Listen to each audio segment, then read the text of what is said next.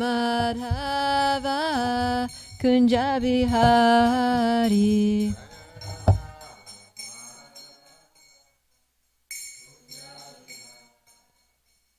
Gopi Jana Vallabha Girivardhari.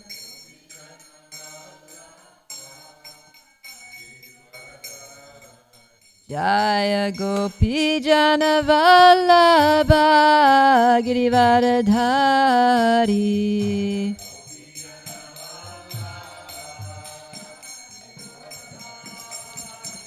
Yashoda Nandana Brajajana Ranjana. Yashoda Nandana Brajajana Ranjana. Yamuna Tira Vanachari. Yamuna Tira Vanachari. Jaya Radha Madhava Kunja Bihari.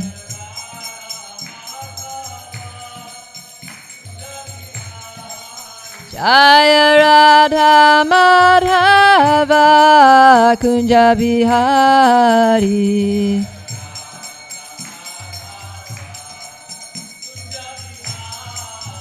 Jaya Prabhupada, Prabhupada, Prabhupada, Srila Prabhupada.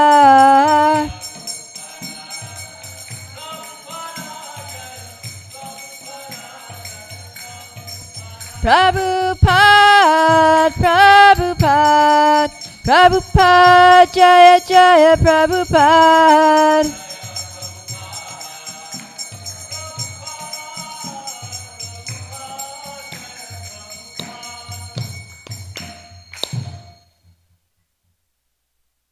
Om Namo Bhagavate Vasudevaya. Om Namo Bhagavate Vasudevaya. Om Namo Bhagavate Vasudevaya. Do the verses all together. Narayana Namaskritya Naram Chaiva Narottamam Devim Saraswatim Vyasam Tato Jayamudirayat Nashta Praeshu Abhadreshu Nityam Bhagavata Sevaya Bhagavati Uttama Shloke Bhaktir Bhavati Naishtiki. Om Ajnanatimidandasya Gyananjana Shalakaya Chakshurum Militan Yena Tasmai Shri Gurave Namaha. Jai. So, welcome to this morning's spontaneous Srimad Bhagavatam class. We're going to be reading from Canto 7, Chapter 15, the first 11 verses. So it's a new chapter. It's called Instructions for Civilized Human Beings. And it's Narada Muni speaking to Maharaj Yudhisthira. So let's read through the verses first. Have a mic? 2 each? Yeah, let's do 2 each. Who's got the mic? Oh, go for it then, please. Narada Muni continued, My dear king, some brahmanas are very much attached to fruitive activities, some are attached to austerities and penances, and still others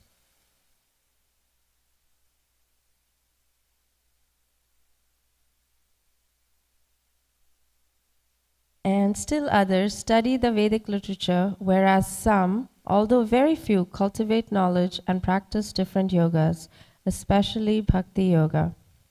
Text 2. A person desiring liberation for his forefathers or himself should give charity to a Brahmana who adheres to impersonal monism. In the absence of such an advanced Brahmana, charity may be given to a Brahmana addicted to fruitive activities. Karmakanda. During the period for offering oblations to the demigods, one should invite only 2 brahmanas, and while offering oblations to the forefathers, one may invite 3 brahmanas, or in either case, only 1 brahmana will suffice. Even though one is very opulent, he should not endeavor to invite more brahmanas or make various expensive arrangements on those occasions. If one arranges to feed many brahmanas or relatives during the Shraddha ceremony, there will be discrepancies in the time, place, respectability, and ingredients, the person to be worshipped, and the method of offering worship.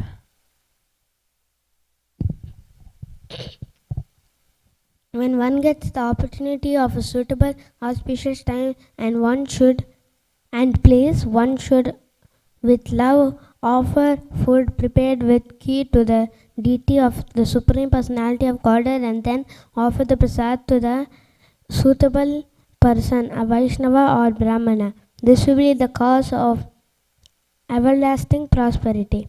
One should offer prasad to the demigods, the saintly persons, one's forefathers, the people in general, one's family members, one's relatives, and one's friends, seeing them all as devotees of the Supreme Personality of Godhead.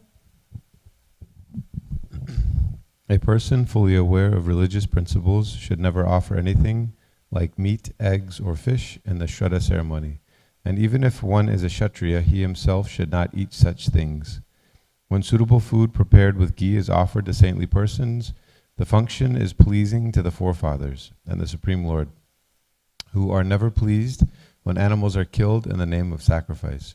Persons who want to advance in superior religion are advised to give up all envy of other living entities, whether in relationship to the body, words, or mind. There is no religion superior to this.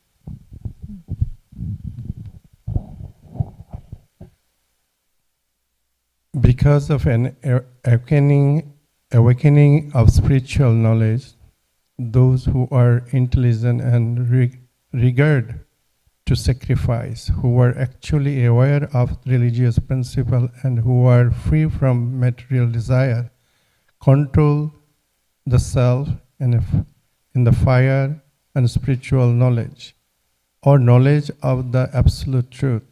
They may give up the process of ritualistic ceremonies.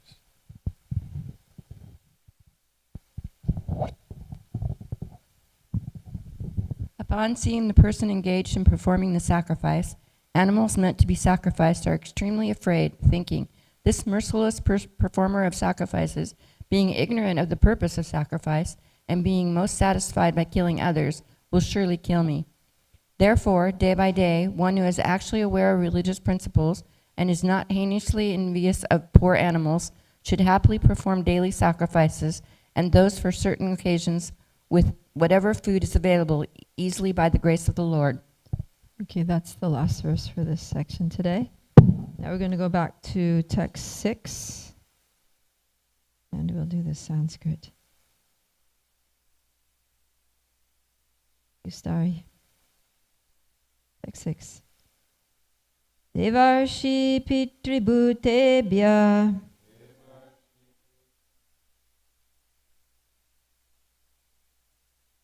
Atmane swajanaya cha Anam samvibhajam pashyat Sarvam tat purushatmakam Devarshi pitribhutebhya Atmane swajanaya cha Anam samvibhajam pashyat Sarvam tat purushatmakam. Please chat.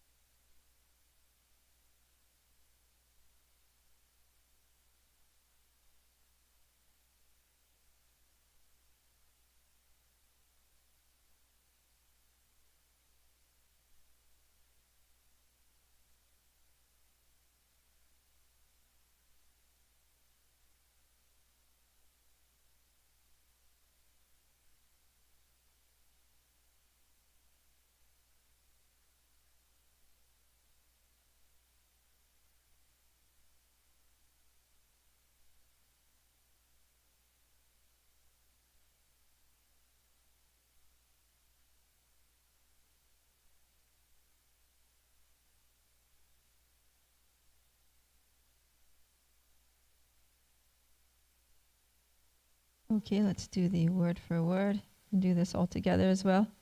Deva, unto the demigods, Rishi, saintly persons, Pitri, forefathers, Bhutebhya, the living entities in general, Atmane, relatives, Swajanaya, family members and friends, Cha, and Annam, foodstuff, prasad, Samvibhajam, offering, Pashyat, one should see, Sarvam, all, Tat, them, Purusha Atmakam, related to the Supreme Personality of Godhead. One should offer, translation and purport by His Divine Grace, A.C. Bhaktivedanta Swami Srila Prabhupada Ki Jai. One should offer prasad to the demigods, the saintly persons, one's forefathers, the people in general, one's family members, one's relatives, and one's friends, seeing them all as devotees of the Supreme Personality of Godhead. Purport. As mentioned above, it is recommended that everyone distribute prasad, considering every living being a part and parcel of the Supreme Lord. Even in feeding the poor, one should distribute prasad. In Kali Yuga, there is a scarcity of food almost every year, and thus philanthropists spend lavishly to feed the poor. For this, they invent the term Daridra Narayan Seva. This is prohibited. One should distribute sumptuous prasad, considering everyone a part of the Supreme Lord. But one should not juggle words to make a poor man Narayan.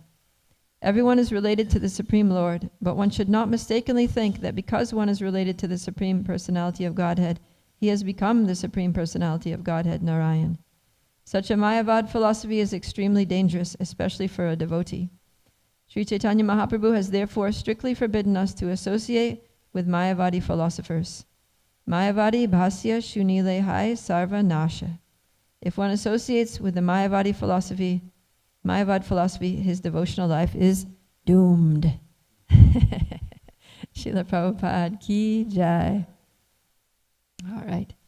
So this, in the previous chapter, Narada Muni was outlining the different qualities and activities of different varnas, and he ended the last section talking about brahmanas, right? How the brahmanas are very, they should be accepted as the best within this material world because they're able to please the Supreme Personality of Godhead. They're the counterpart bodies of the Supreme Lord. That the Brahmins, especially those who are preaching, are recognized and worshipped and considered to be the heart and soul of the Supreme Lord. So after glorifying the Brahmins like that, now Narada Muni is going to outline different types of brahmanas. So, so not all Brahmins are created equal. Well, they may be created equal, but they don't all behave, they don't all act on equal levels. So, some of them are householders who are very attached to fruitive activities for improving their material life and for improving the material standard of living in society. And for that purpose, they perform karmakanda sacrifices. So for karmakanda sacrifices, there are very strict rules, and that's what we're seeing here, right? It's kind of surprising. You know, Narada Muni is saying that, when you do this ritual, then, invite only 2 Brahmins, or, in some situations, maybe 3 Brahmins, or 1 is sufficient, but not more than that. Don't have too many Brahmins, don't feed too many people, because otherwise it's going to get elaborate. It's going to become like a whole extravaganza. So the tendency for materialistic people is to make everything a big show, right? They want to do this huge yagya and make a big pomp and circumstance, a big ceremony out of it, and invite tons of people and basically show off their wealth and power and prestige and, mundane religiosity in order to get respect and recognition and admiration from people in general. So Narada Muni is like, no, that's not what this is for. That's not what this is about. And it's also not about killing animals, because in Karmakanda they would do animal sacrifices. So Narada Muni is bringing out this he's saying that one should actually never offer anything like meat, eggs, or fish in the Shraddha ceremony, even if he's a Kshatriya. So according to Varnashram, the Kshatriyas were allowed to eat meat, but he's saying that when it comes to performing Vedic ritualistic sacrifices, meat should not be offered.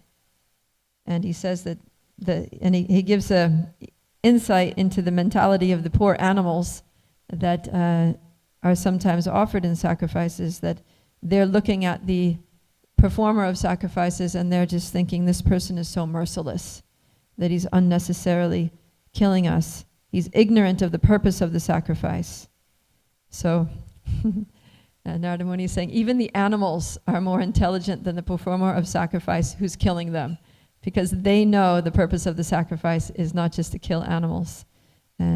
So he's condemning these performers of ritualistic sacrifices that would kill animals just for the sake of, basically eating them, which is why Buddha had to come to stop all those Vedic yagyas and take people away from the Vedas, because it was becoming so out of hand. So, but in this verse, text 6, that we're focusing on, what Srila Prabhupada is emphasizing is the importance of prasadam distribution. So that's something that in Bhagavad Gita, Krishna says that any sacrifices that are done without the distribution of prasad are considered to be in the mode of ignorance. Right? In that chapter, he's talking about different things like charity in the modes of goodness, passion, and ignorance, austerity in the modes of goodness, passion, and ignorance, and sacrifices in the modes of goodness, passion, and ignorance. And he says that if you do some yajna and you don't distribute prasadam afterwards, then the whole thing was just in the mode of ignorance, because you don't understand the purpose of the sacrifice, which is to get the blessings.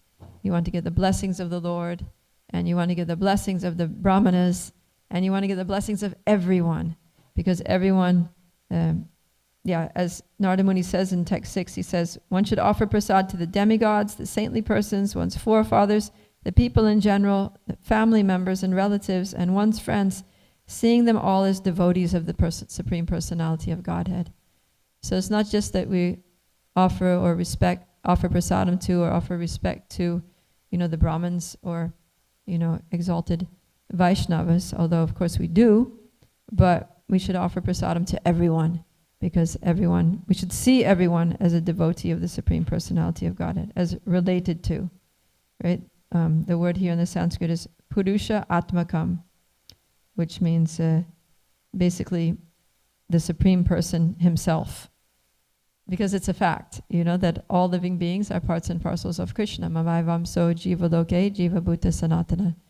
They're all, Krishna is saying that they're all part of me. Mama eva amsha. Mamai vamsha, that's the breakdown of that word is mama eva amsha. That they are certainly, eva is like emphatic, certainly all living entities are my, mama, amshas. They're my parts and parcels. They're like rays of their emanations from me, just like the sunshine is also the sun. It's an amsha, it's a ray. Amsha literally means a ray. So, when we see all living entities as parts of the Lord, as ultimately as devotees of the Lord, because that's who every soul is originally a devotee of the Lord, then we'll see everyone as as worthy of our respect, of our worship, and our charity. And we want to give prasadam to them, not only as a way of honoring them, but also as a way of helping them, right? So in ISKCON, when we distribute prasadam, it's a way of sharing love, showing kindness and compassion, and also it's a way of helping these souls to reconnect with Krishna, because prasadam is, by definition, it's the mercy of the Lord. It's Krishna's grace in the form of food, and everybody needs food, right? So, when we give food to people, we don't just give food, but we give the Lord's mercy. So people accept it because they like food. And so this is what Prabhupada would sometimes call our secret weapon, is prasadam.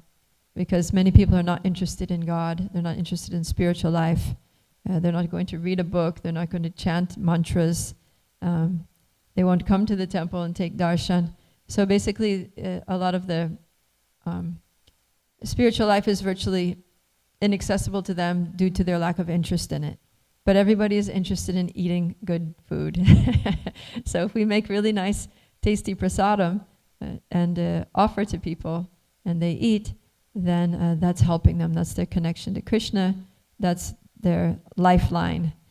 That, you know, we're like casting the line and we can catch them on the bait of their, just like a fish. Prabhupada says that the fish dies by its tongue because the fisherman puts a worm on the hook, throws it out there, and the fish sees the worm, but he doesn't see the hook underneath. So he goes to eat that worm, and then he gets caught by the hook, and then he gets reeled in, and that's the end of him. The fisherman ends up cooking him up.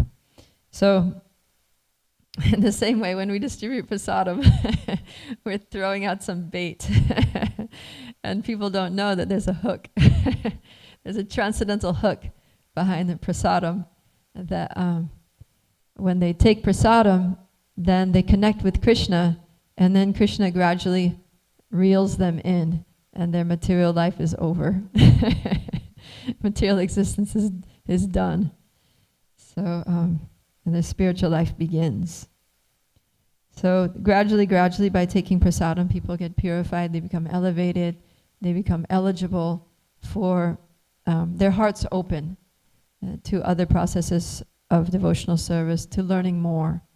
So it's very important here what we're doing. We have Kalachandji's restaurant, and so many nice people are coming every day to take prasadam. And we also have so many, you know, we have a Food for Life program going on. We have prasadam distribution at UTD, little Kalachandji's, what do you call it? Franchise Express, Kalachandji's Express, like Kalachandji's franchise at the university. So students are taking prasadam. And then whenever we do festivals, like Festival of Joy, so much prasadam distribution and like that. So Srila Prabhupada really wanted this. He said we should distribute prasadam. We said one should distribute sumptuous prasadam, considering everyone a part of the Supreme Lord. And not just limit it to certain people, that it's only for the poor, or that it's only for certain classes of people, but everyone and anyone should take prasadam. Because everyone is a soul, everyone is a part and parcel of Krishna, and everyone needs that connection. Material nourishment and spiritual nourishment. So, yeah, maybe we can open it up for a little discussion here. If anyone wants to share something about the glories of prasadam distribution, or how you've observed or experienced how prasadam has helped people come to Krishna consciousness, or helped you come to Krishna consciousness, or maybe helped you stay in Krishna consciousness. I know that Srila Prabhupada used to keep this, Srila Prabhupada used to cook gulab jamans for the devotees, and he would keep a jar of them on the windowsill in the 26th Second Avenue Temple, and the devotees would say that sometimes they would think of leaving the association of devotees and going back into material life. But on the way out, by the door, there was that jar of gulab jamans, and they would just open up the door and pop a couple of those in their mouth on the way out, and they'd be like, actually, no, I need to stay. Because you don't get this anywhere else but here. Yes, Tulsi Saki. Hare Krishna. Thank you for a nice class. On the point of how prasadam makes us devotees, so I was living in LA, Culver City, and would go to the Govindas in the LA at the temple. And my friend and I, we would like this sour cream and spinach sabji at the restaurant. And then there was a devotee, Prasadananda, who headed up the... Prasadananda. Yeah, Japataka Swami disciple, and his name was Prasadananda, and he headed up the kitchen. DD kitchen. So he was at the restaurant, and I asked him, how do you make the sour cream and spinach sabji? And he was like, you come to the DD kitchen and help out, and I'll teach you how to make that. And the fact of the matter is that in the deity kitchen, they don't use sour cream. So that was not a preparation that you make at the deity kitchen. But just to rope me in, he was like, you come and help out in the deity kitchen. And then every Saturday, I would go and just cut up cauliflower and green chili. And I was so addicted to that service. The entire week at work, I'd be like, when do I go and cut up cauliflower and then green chili? It was, so special. So that was my way in. Nice. Yeah, I have a friend, Nanda Nandana, and I met her in Gainesville, and she was living in Boston, and she was, when she was young, she was a skateboarder, one of these skateboard kids. So she'd be like cruising around the city on her skateboard, and they would get hungry because it requires a lot of energy to skateboard. And so she found out that there was, and she was a broke student, so she found out that there was free food at the temple, the Hare Krishna temple. So she used to go over there and just eat. Like her friend was like, let's go to the Hare Krishnas and get some food. So she didn't know anything about anything related to Hare Krishna, what it was. She just found out that there was free food there. So she would go with her friend and they would eat. And then after a while, like after some weeks of going there, quite often and getting free food, she started thinking, you know what, like her conscience started, pinching her, like, you can't just like take food, like this is not, it's not good, that you're just taking and going there and eating and leaving. So she started thinking, I should contribute, I should see if I can help out somehow and give back, for reciprocate with their generosity. So then she asked one of the devotees that was serving, she said, I feel kind of bad because I'm just coming here and eating. Is there anything I can do to give back? And then they gradually, asked her to start doing service. And then they told her also it's better if you're going to come and eat because the food is always after, the prasadam is always after the class. It'll be nice if you can come and sit in the class, and then, that'll make us really happy because it's meant to be a package deal that you hear the class and then you take prasadam. So she started coming for the class, and then she also started doing service, and then she just very quickly became a devotee. and then she started off doing service in the kitchen, and she learned how to cook, and then that just became her service. Like she just became a cook and cooked for the devotees, cooking for the deities, and to this day she's like an amazing cook, and that's her favorite service, is to cook for the devotees, because she feels like because prasadam was what brought her to Krishna consciousness, she wants to bring people to Krishna consciousness through really good prasadam. Yeah. This class brought up a lot of thoughts. The first thing it brought up for me was the story with Srila Prabhupada. I believe it's in Mayapur, and there were some dogs barking. There was a big commotion going on, and Prabhupada saw that there was some children fighting with the dogs for the trash, basically. The leaf plates that still had some prasad. Yeah. And I think he told Brahmananda Prabhu that, within like a 10-mile radius or something like that, nobody should go hungry near the temples. And just, Prabhupada's compassion, how he was just such a compassionate heart, wanted prasadam to be distributed so they weren't going hungry. And then I was remembering in my life these different experiences where I saw, like sometimes I would bring like chocolate chip cookies to work. Chocolate chip cookies is kind of like a universal thing. Nobody's generally going to say no to a chocolate chip cookie, right? Yeah. Everybody likes those. But I found there were people at work that wouldn't accept them. They would not take them, ever. And I knew them. I'd been working with them for years. We had a good relationship. I would distribute them, and people that I didn't even know, they would take it happily. But there'd be certain people that wouldn't take it, and I just, the power of prasadam, and that just somehow or another, they weren't at a place where they were ready to accept the prasadam and kind of start that journey, and I found that to be quite interesting. Yeah, it's like it's the Paramatma, because those people are determined to not be spiritual, to not have a connection with Krishna, and so the Paramatma's like, even though they don't even know, they don't even maybe know why they're saying no, but like something inside is telling them, no, don't take that. Because if you take that, you're going to start interfering with their free will in some way, and they just weren't ready for that mercy. Yeah, you're going to be on Krishna's hook. I thought that was interesting. And then the last thing is you were talking about Kalachandjis, and just reminded me of some, really nice book distributors come through Dallas, like Parameshwar Prabhu and Paramakaruna Prabhu. And they both said that they feel that Dallas is one of the best cities for them to distribute books. Mm. And I think it has a lot to do with Kalachandjis. Many people are coming and eating prasad, and it's kind of, opening them up in that sense. And, I'll be sometimes out and about and I'll say, I'm a Hare Krishna, and the person I'm talking to will say, a Hare what? Like they have no idea what a Hare Krishna is. Mm-hmm. And then I'll say, oh, maybe you've heard of Kalachandjis. And they say, oh yeah, I love Kalachandjis. And so it's kind of like, I feel like it's really softening the hearts of the Dallas, Fort Worth undercover devotees that don't know yet, and opening them up in a gentle way to Krishna. Yeah, it's a really nice way to attract people because everyone likes to eat. And then, Kalachandjis is very special because it's right here in the same building as the temple.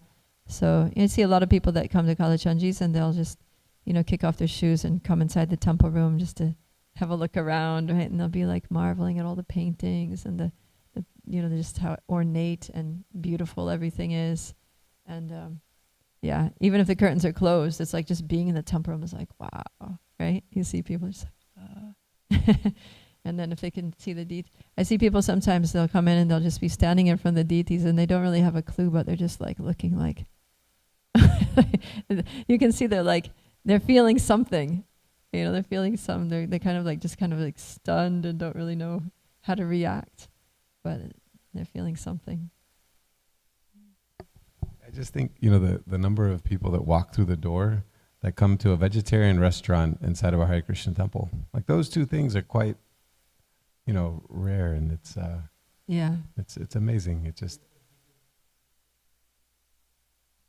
biggest prasadam distribution.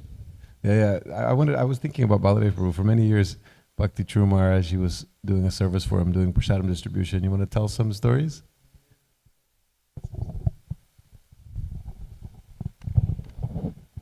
Actually, we started that project, Rama Bar, in North Carolina, 1999, and then become a booming bar in California. Million of people. The Costco we had a road show over there, so many Costco.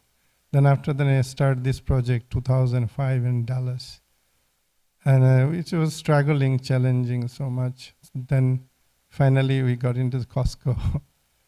So 17 location in Texas. So I employ the devotees to be in the road show, and there a lot of people just eat the sample, the bar, and where we have a show table and set up the table in the Costco, and immediate people just something different. So sometimes they grab 4 boxes, 3 boxes, 5 boxes. So it was really those a hotcake. 1.5 years we did a road show with the Costco. And after 2008 recession, then somehow I was with the manpower struggling, so then stopped. So this looks like this sometimes distributing prasad, attracting people is a long process. Like some individual soul depend, some are special, they're pure, there is some sukriti and past life. So as soon as they got some prasad and Srila Prabhupada books, immediately they jump on and they realize something different. It's something I'm looking. So they got caught with the Hare Krishna movement. But so far, our distribution prasadam is really not that far with response yet. Did not get response so far yet. Because maybe a long process. They have so much lifetime have to go through to become a Krishna conscious. Maybe not our lifetime, maybe another 50 years, the result will come. Anyhow, it's a long process. Bhaishya Prabhu say, just keep the impression. There's not no need to be, you have to make them convinced to become a devotee. Yeah. But it's the times that it takes. So it'll be patience. Hare Krishna. Prasad is one of dynamic way to Western world to touch the heart. Yeah. living entity. Yeah, and Prabhupada said that it saves one from having to take birth in a lower species, right? Even if a person is sinful, if they take prasadam, it's guaranteed human form of life in the next life. So then maybe the people that we're distributing prasadam to now, our grandchildren, will meet them on book distribution and they'll become devotees. You know, it might take some couple of lifetimes. But yeah, that's why prasadam is kind of like a foot in the door, gives people a foot in the door to Krishna, to the spiritual world. But then someone needs to be there, you know, someone needs to receive them. So they need to also meet a devotee, right? They need to actually talk to a devotee and get the mercy of a Vaishnava. So, of course, the prasadam is also, in one sense, the mercy, but there has to be an intention. You know, there has to be like an intention. The devotee needs to intentionally connect with that person. Either verbally, like talk to them about Krishna consciousness, give them the holy names, explain things to them, or at least by prayer. You know, Nectar Devotion, Bhakti Rasamrita Sindhu, Rupa Goswami says that simply by hearing, simply by glancing, or simply by, what's the other thing? There are three things.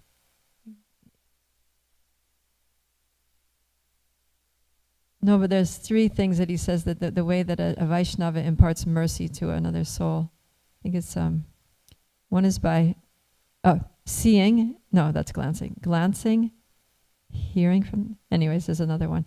But the idea is that the devotee needs to consciously pray, desire, connect with that soul in a way that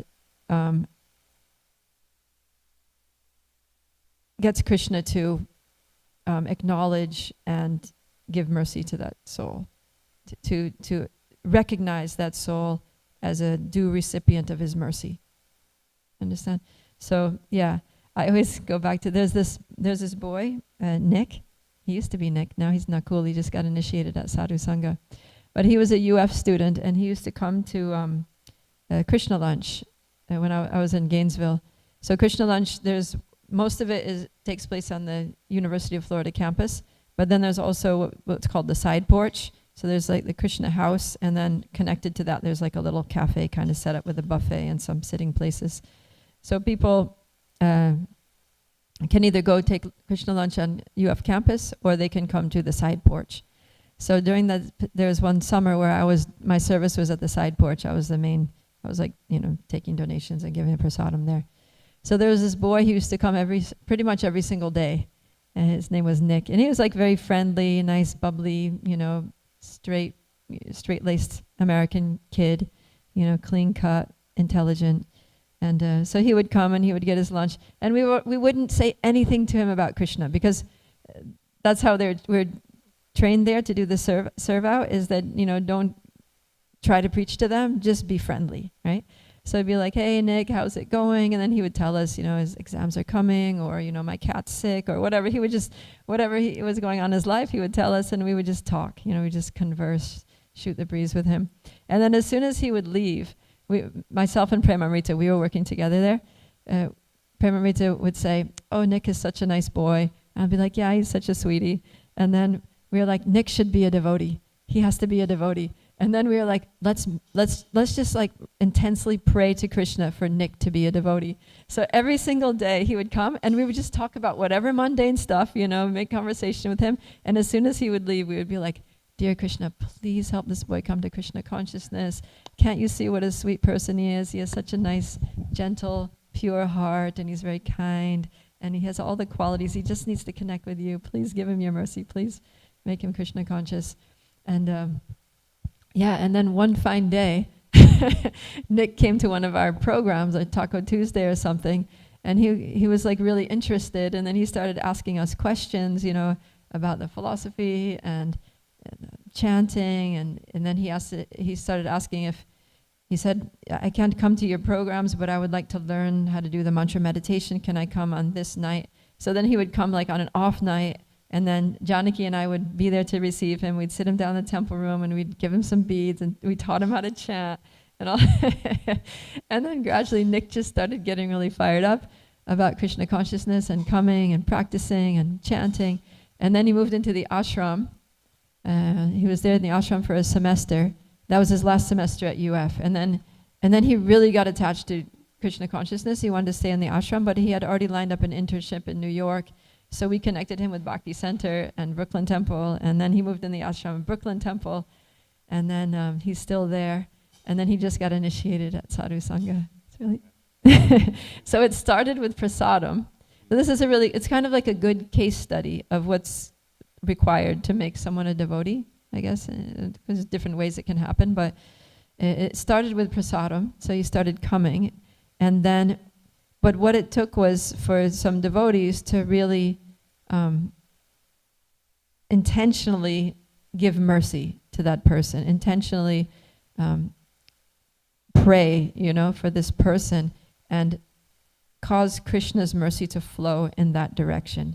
Because we were hearing, in the 9th canto in the pastime of Ambarish Maharaj and Durvasa Muni, it talks about how Krishna says, he makes this very astonishing statement. He says, I am not at all independent.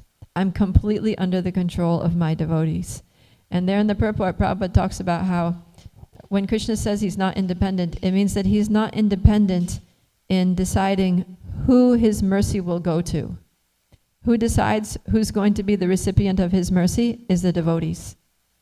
So if a devotee kind of pinpoints someone and says, Krishna, I want this person to be the recipient of your mercy, and really intensely desires that and prays for it and, appeals to Krishna, please give this person your mercy, even though they may have done nothing, even though you may consider them unworthy. I'm asking you, I'm beseeching you, please give your mercy to this person. Then Krishna's mercy is going to go to that person. And then the person's heart is going to open and they're going to, whatever qualifications they were missing, which were making them ineligible for bhakti,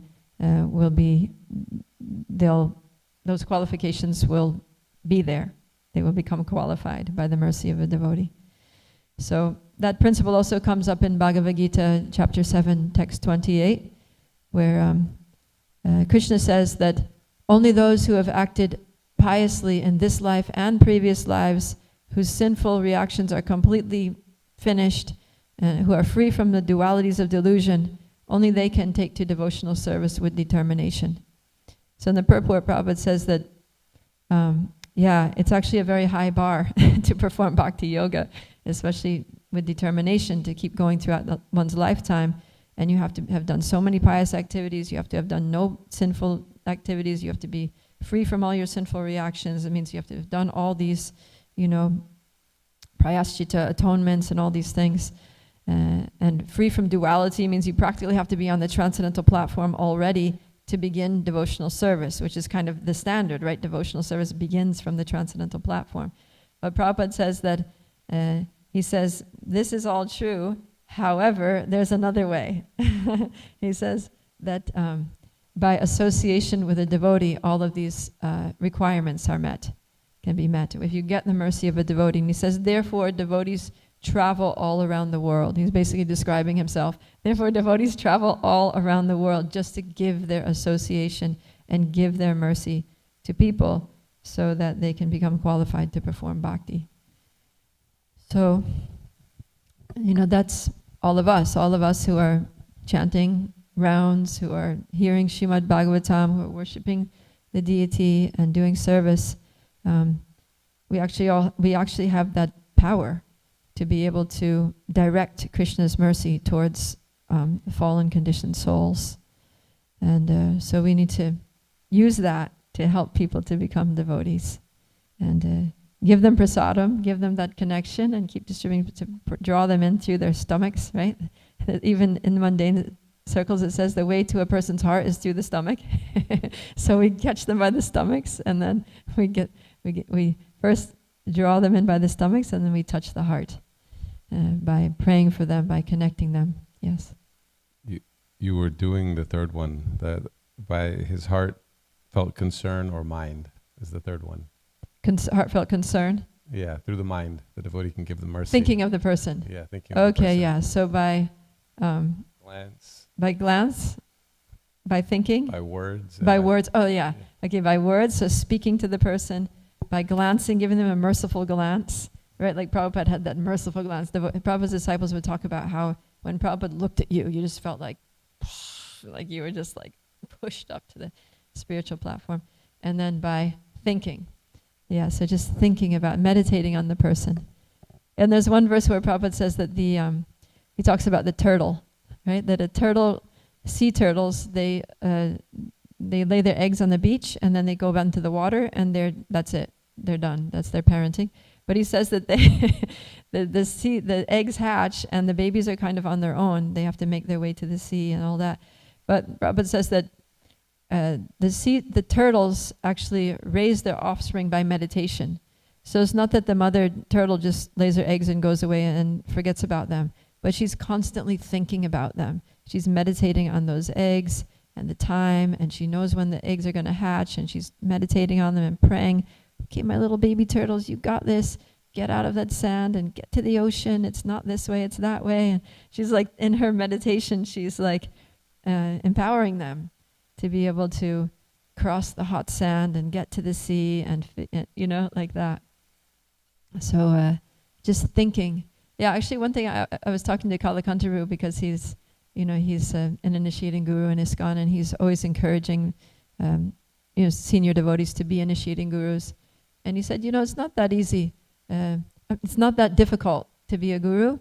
You just need to think about your disciples. You just sit there and you spend some time just thinking about them and praying for them, and in that way they benefit so much. Krishna's mercy flows to them just by your thinking about them. So I thought that was very interesting, and it goes along with what we're saying. That so first of all, we think of people in a general sense that we don't just stay absorbed in our lives, but we're thinking about the welfare of all living entities. We're thinking about how we can benefit them somehow spiritually, and then one really effective way is prasadam. So, but after giving them a plate of food, every person who comes into the restaurant, when they leave, whoever served them or met them, conversed with them, said hello to them, should think about them a little bit. Just spend 5 minutes thinking about that person and praying for them, and there'll be a big difference. Baladev wants to say something. Go ahead. I was thinking that boy, how was infected by your prayer. So this is really a strong process. What are you saying? That preaching philosophy, telling the philosophy, intellectual level is not really good enough. It's really the turtle example he gave. That's really affects so much, because when sincerely pray for other conditions, so with a compassion, Krishna really listen that prayer.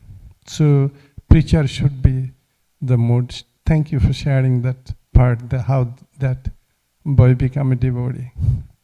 It is Srila Prabhupada says the contagious, like prasad like a contagious. It's like coronavirus. Like you get something they eat on someone plate, that then you get disease. Develop same disease he get has. Infected with Krishna consciousness. So he same thing. If prasad they give, that is get. Prabhupada give very strong analogy on that. Yeah. Thank you for sharing that. Hare Krishna. Yeah, that should be part of the training for the restaurant staff, right? Should be added. and that you need to pray for every person. They pay, you pray. So Rupamrita Sindhu is over here. So I will request that the restaurant is not our goal actually. Our goal, we started how they become a devotee. So I think that one part should be, we add some or other, we will nicely deal with them, telling them nicely to come back again. Not like commercial, okay, you pay, you eat, you pay and go. So that's the way, and then prayer. I think Prabhupada Mataji can be a good right person. She has experience with it. Thank you. Okay, we better wrap it up. Or did you want to say something? Okay, so it's 8:35. Thank you very much. Grantaraj Srimad Bhagavatam ki jai. Srila Prabhupada ki jai. Gaura Premanandi. Hari Hari Bo.